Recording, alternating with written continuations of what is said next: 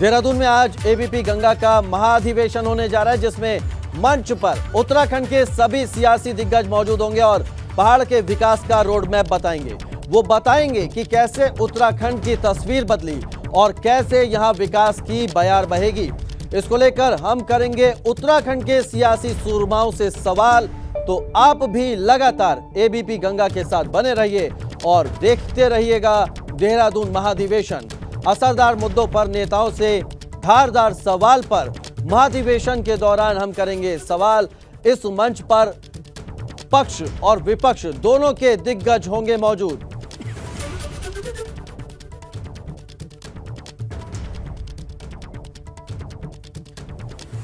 तो सबसे बड़े मंच पर होगी सबसे जोरदार बहस। देहरादून महाधिवेशन, एबीपी गंगा पर दिन भर पहाड़ के विकास के रोड मैप पर चर्चा होगी।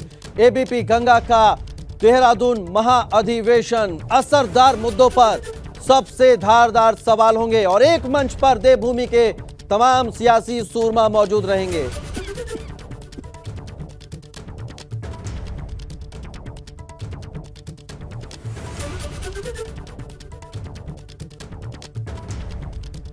तो आज एबीपी गंगा का देहरादून महाधिवेशन है। उत्तराखंड के सियासी दिग्गज इसमें मौजूद रहेंगे। पक्ष और विपक्ष दोनों तरफ के दिग्गज मौजूद होंगे और ज्यादा जानकारी के साथ देहरादून से हमारे संवाददाता पंकज राणा जुड़ गए। पंकज, देहरादून महाधिवेशन में उत्तराखंड के विकास पर चर्चा होगी, तमाम सवाल होंगे जिनके जवाब तमाम बड़े सियासतदान देंगे। तैयारियां किस तरह की है? सबसे पहले एबीपी गंगा के दर्शकों को महाधिवेशन की तैयारियां दिखाएं। बिल्कुल, देखिए पूरी तैयारियां हो गई हैं और अब से कुछ घंटों बाद ही एबीपी गंगा का जो महाधिवेशन है, जो एक राजनीति का सबसे बड़ा मंच उत्तराखंड का सजने जा रहा है, वो शुरुआत हो जाएगी उसकी। और सभी तैयारियां पूरी हो गई हैं और अब ये कहा जा सकता है कि 11 बजे का जब वक्त होगा, उस वक्त जो सुरमा है राजनीति के, वो एबीपी के मंच पर आने शुरू हो जाएंगे। और इसमें सबसे बड़ी बात ये रहने वाली है, देखिए जो अभी 2022 के चुनाव हुए हैं, उस चुनाव के बाद उत्तराखंड का जो राजनीति का सबसे बड़ा मंच है, वो एबीपी गंगा पर सज रहा है। इससे पहले अभी किसी भी चैनल पर इस तरह का मंच नहीं सजा है। और चुनावों के बाद 2022 के चुनावों के बाद मुख्यमंत्री पुष्कर सिंह धामी समेत सभी कैबिनेट मिनिस्टर आज एबीपी गंगा के मंच पर होंगे और उनसे राज्य के विकास के बारे में जानकारी लेंगे। 100 दिन का कार्यकाल राज्य सरकार का पूरा होने वाला है। आगे का 5 साल का क्या एजेंडा सरकार का रहने वाला है, उस पर पक्ष और विपक्ष दोनों ही अपने सवाल जवाब उसमें रहने वाले हैं और सरकार किस एजेंडे के रूप में आगे बढ़ेगी उस पर वो अपनी जानकारी देंगे। मुख्यमंत्री का 1 घंटे का कार्यक्रम इसमें रखा गया है। सभी कैबिनेट मिनिस्टर इसमें रहने वाले हैं, वो अपने विभागों की जानकारी लेंगे। लेकिन दिलचस्प बात ये रहेगी, देखिए इसमें,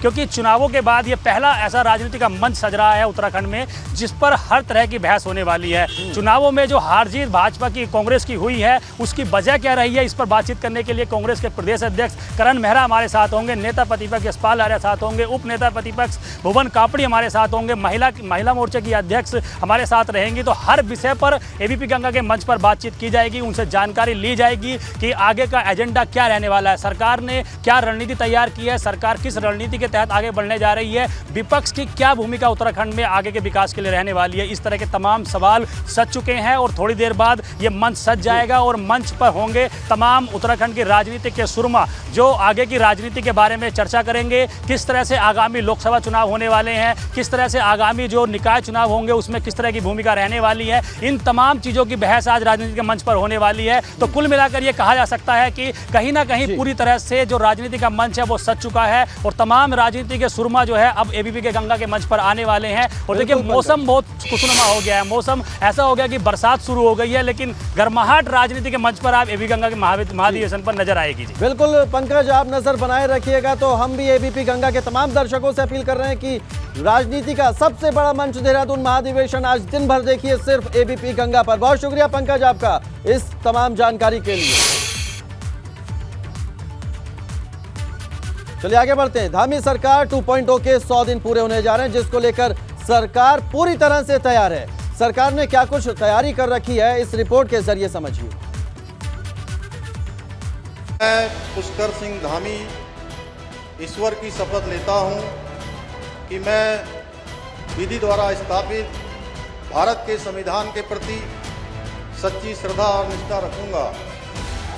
30 जून को धामी सरकार 2.0 का 100 दिन का कार्यकाल पूरा होने जा रहा है।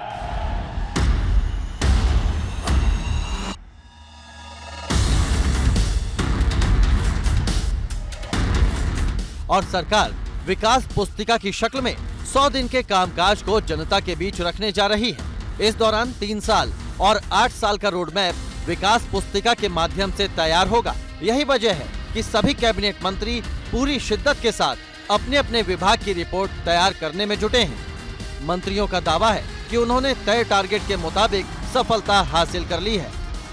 30 तारीख को माननीय मुख्यमंत्री जी के करकमलों द्वारा एक सैनिक विश्राम गृह चंपावत के टनकपुर में और दूसरा गोपेश्वर में उसका शिलान्यास हम करने जा रहे हैं। प्रधानमंत्री कौशल विकास योजना के माध्यम से जिन बच्चों को रोजगार उपलब्ध हुआ है उनके नियुक्ति पत्र मुख्यमंत्री के करकमलों द्वारा दिए जाएंगे। ये इस बात का संकेत है कि 100 दिन के अंदर सभी मंत्रियों ने अपने अपने विभाग में पूरा टाइम दिया है और उसके परिणाम भी सामने नजर आए। कैबिनेट मंत्री गणेश जोशी का दावा है कि सरकार ने पिछले 100 दिनों में कई ऐतिहासिक फैसले लिए हैं, लेकिन उनके इन दावों पर विपक्ष ने सवाल खड़े कर दिए हैं।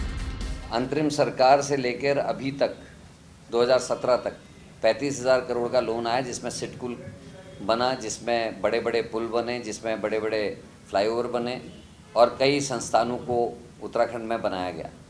और 2017 से जब बीजेपी की सरकार आई और 2022 तक 70,000 करोड़ रुपए का लोन लिया और ज़मीन में कुछ भी दिखाई नहीं दे रहा है। तो ये साबित करता है कि सरकार पूरी तरीके से फेल है और बंदर बांट इस राज्य में बुरी तरीके से हुई है। दरअसल 23 मार्च को जब मुख्यमंत्री धामी ने शपथ ली थी, तब शपथ के साथ ही भाजपा संगठन और सरकार ने 100 दिन का टारगेट भी तय कर दिया था और अब सरकार के 100 दिन भी पूरे हो रहे हैं। इसलिए सरकार के कामकाज का रिपोर्ट कार्ड भी चेक करने का समय आ गया है। एबीपी गंगा के लिए देहरादून से पंकज राणा की रिपोर्ट।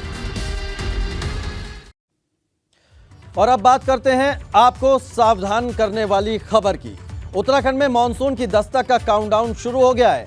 कल से पहाड़ पर भारी बारिश की संभावना जताई जा रही है। उत्तराखंड के पर्वतीय जिलों में भारी बारिश की आशंका जताई गई है। उत्तराखंड में मौसम विभाग ने बारिश का येलो अलर्ट जारी किया है। उत्तराखंड पुलिस ने सावधानी बरतने की यात्रियों से अपील की है।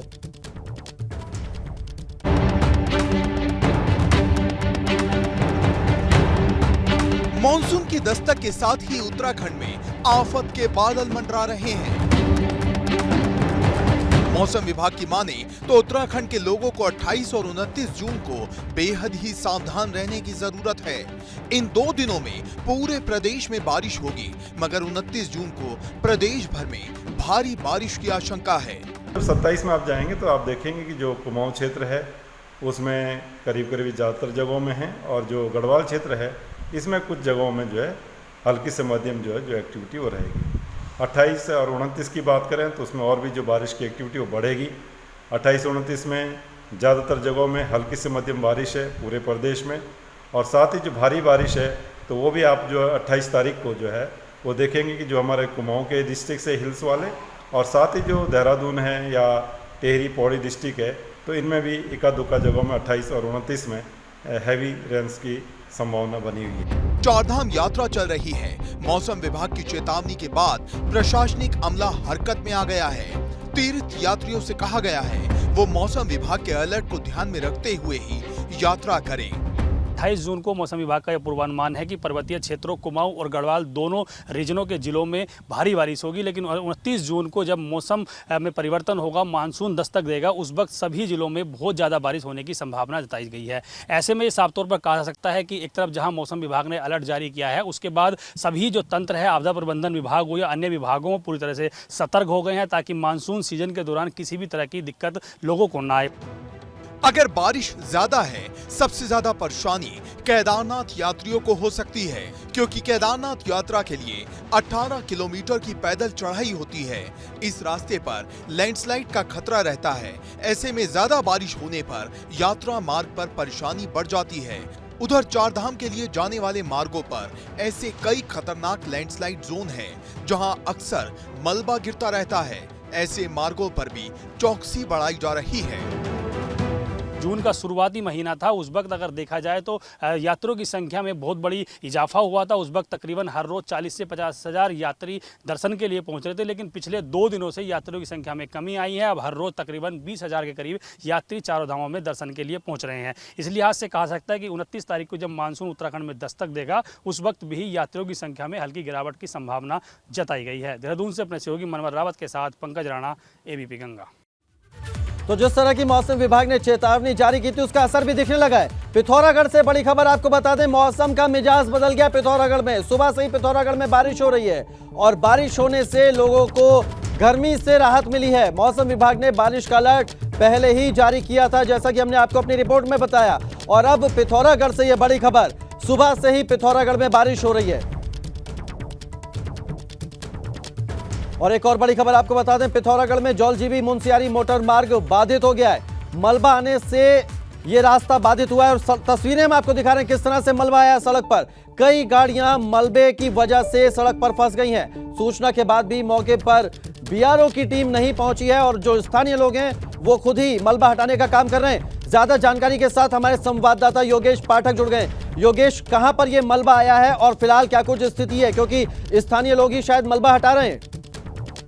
देखिए, मैं आपको बताऊंगा 26, 27, 28 को मौसम विज्ञान विभाग ने येलो अलर्ट जनपद में जारी किया था, जिसमें हल्की से लेके मध्यम बारिश होगी। और 28 तारीख को 29 तारीख के लिए यहाँ पे ऑरेंज अलर्ट जारी किया है, जिसमें भारी से भारी बारिश की संभावना है। परंतु आज सुबह से जनपद पिथौरागढ़ के कुछ हिस्सों में लगातार बारिश जारी है और मुंशियारी और धारचूला ऐसे अति संवेदनशील है कि जहाँ पे अधिक बारिश होती है। और सुबह मुंशियारी में बारिश होने की वजह से जौलजीबी मुंशियारी के पास शेरा एक जगह है जहाँ पर भारी मलबा सड़क पे आ गया और बीआरओ इस सड़क की देखभाल करती है। स्थानीय लोगों के द्वारा जब बीआरओ को सूचना दी गई तो वहाँ पे बीआरओ के कर्मी नहीं पहुंचे और जो वहाँ पे वाहन फंसे थे 1 दर्जन से ऊपर, उन्हीं के वाहन चालक ने और मालिकों ने सड़क पे मलबा साफ करने लगे हैं।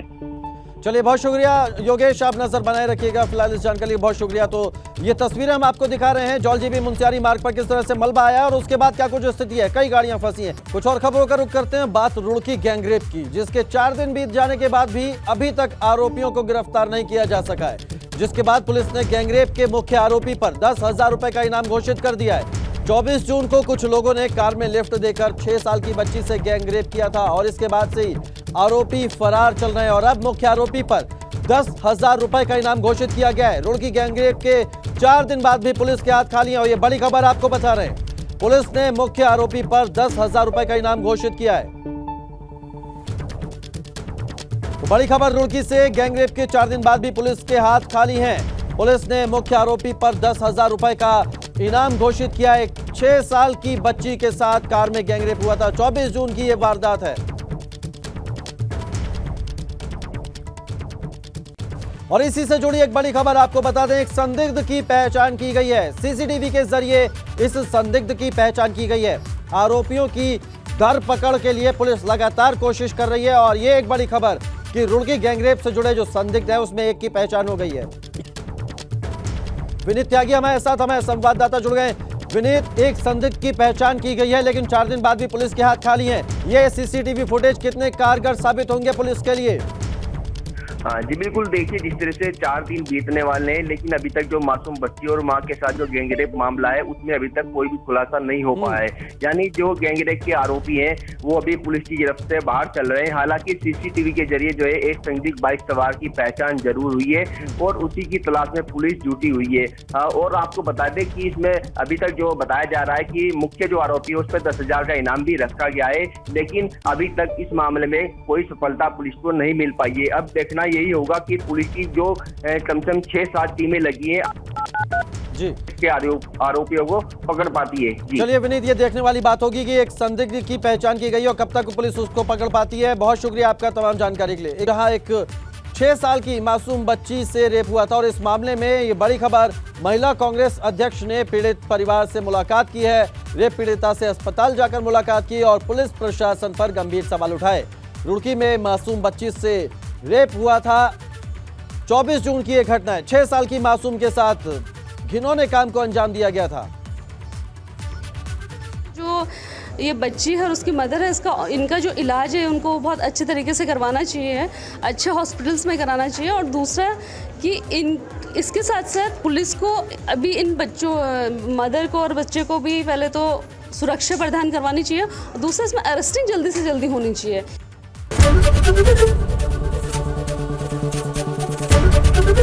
एबीपी न्यूज आपको रखे आगे।